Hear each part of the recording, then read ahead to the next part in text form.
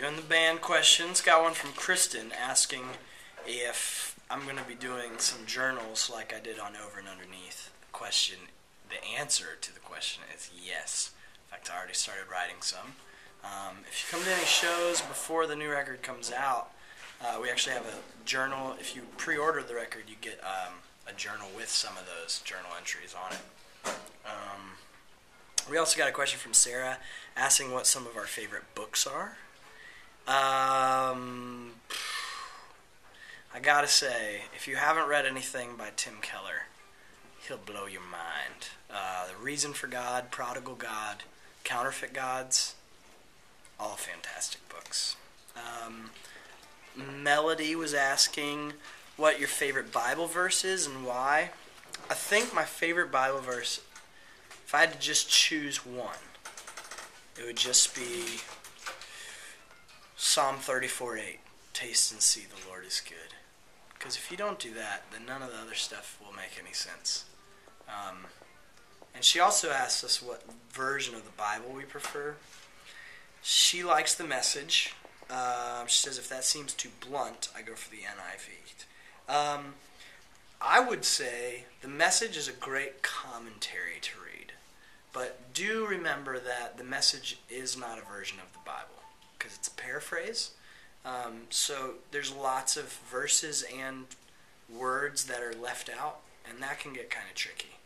If I'm doing like a Bible study, I prefer the ESV, the English Standard Version. It's pretty accurate to the original Greek and what have you. Laura said, my question is do you ever go home and settle down for a while? Or are you always on the road? That's a good question, Laura. It feels like we're always on the road. We get a few days at home every once in a while.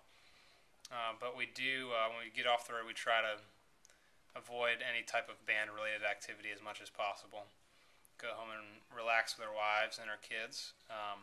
In fact, we are actually planning on a band vacation in the Keys, which is kind of weird. We actually like each other, so we vacation together if we can. That'd be kind of fun.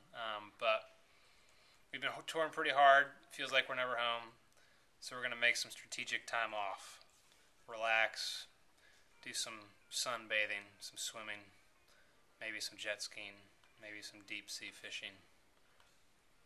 That'd be a good time. Thanks, Laura. Thanks for your question.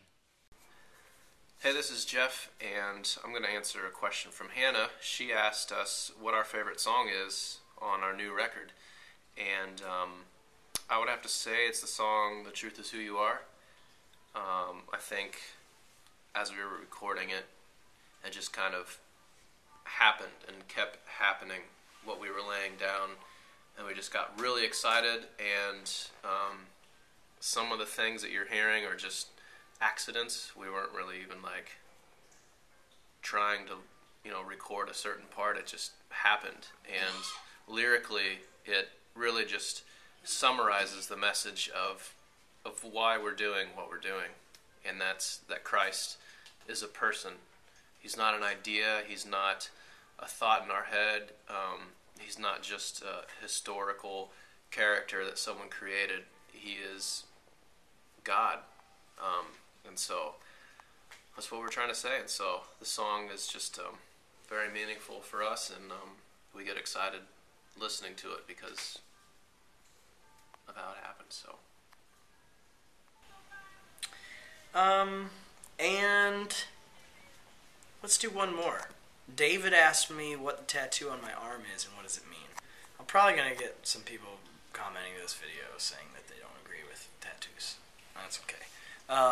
But this is 4 arrows pointing to the cross.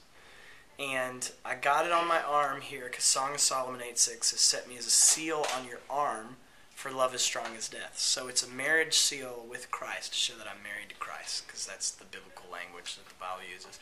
And it's 4 arrows pointing to the cross. It's the desiring God emblem, and it stands for how from Christ, through Christ, to Him are all things. That He is before all things, in Him all things hold together. Everything is pointing toward Christ, everything, including my elbow. So that's what that means. So thanks for your questions, guys. This has been fun.